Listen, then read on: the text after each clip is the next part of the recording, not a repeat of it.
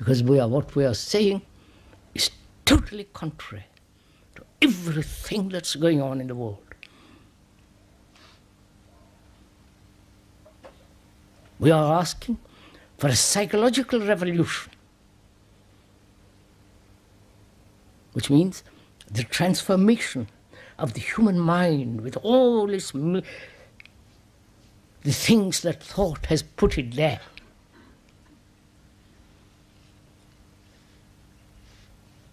So we are saying that thought, do what it will, because in itself it is partial, limited, narrow, based on knowledge, and knowledge goes with ignorance.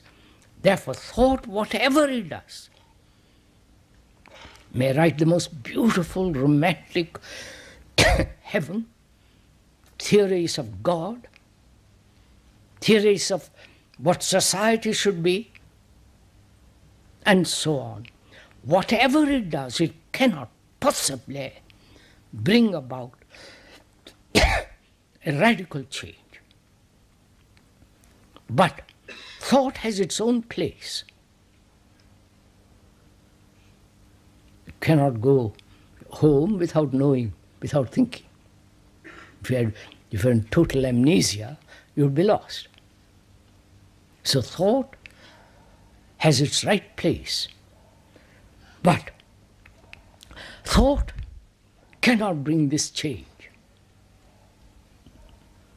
If you once see that and grant it, even intellectually, then what is one to do? You understand my question?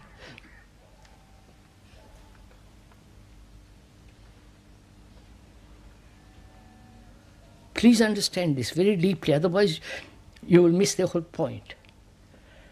Man has tried, in the East and in the West,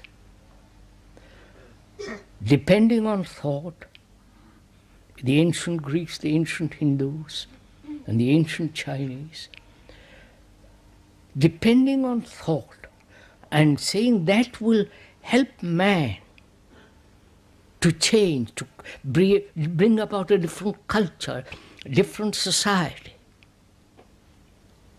And thought has not brought it about.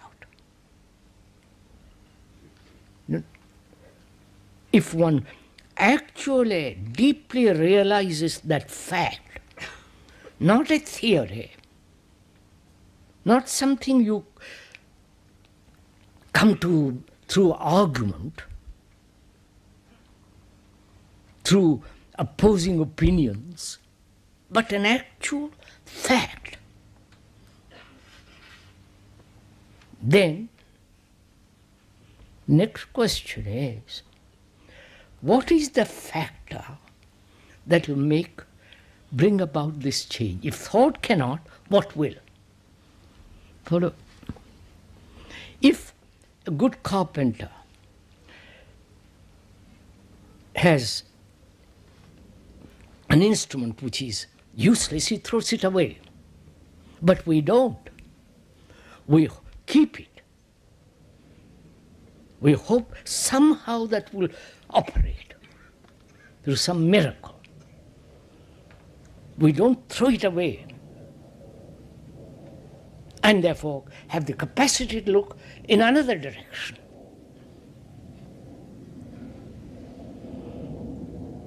Because we are frightened that if thought is not the solution for all our problems, including political, religious, economic, if thought is not the solution, and if you say, all right, I'll put thought aside, because thought has its place, then our minds are free of the useless instrument, which has its own place, then it has a capacity to look in other directions. I wonder if you're following all this. I hope you're doing all this, and not merely listening to a lot of words and consider it as, useless and go away. So what is there?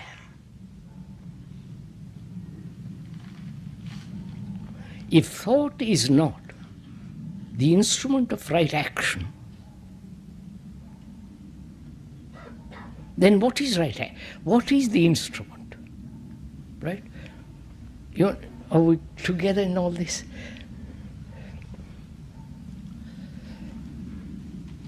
What do you say?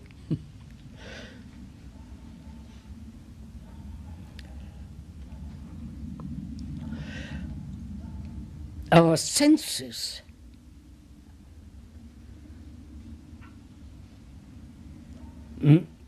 partially make up our whole mind, obviously. But we use our senses partially, right? One or two senses, highly awakened, highly developed. The others are dormant, right?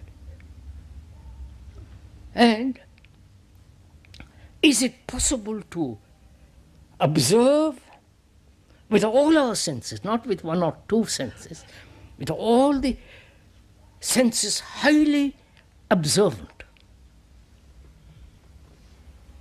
Do you understand the question?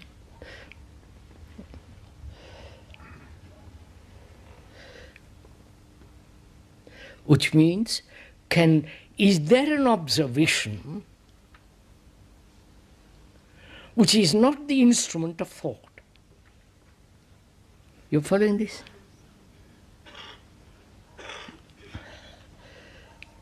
May I go on with it? Not for your entertainment, but you are doing it with the speaker. We are doing it together, which means you are doing it together with care, with attention, with affection, with love, together. Otherwise, it's meaningless. You accept a lot of words and go away. It just be ashes in your hands. So, is there an observation, not partial, but with all the senses observe?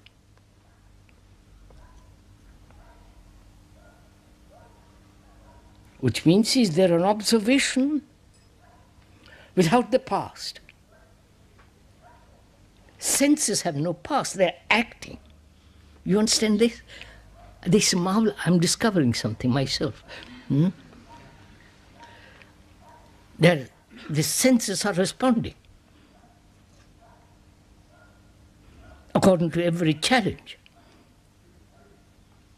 And the senses, when they are functioning completely, there's pure observation.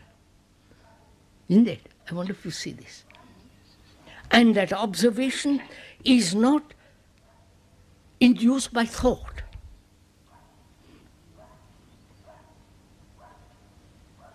Right? In that observation, there is no center from which to observe.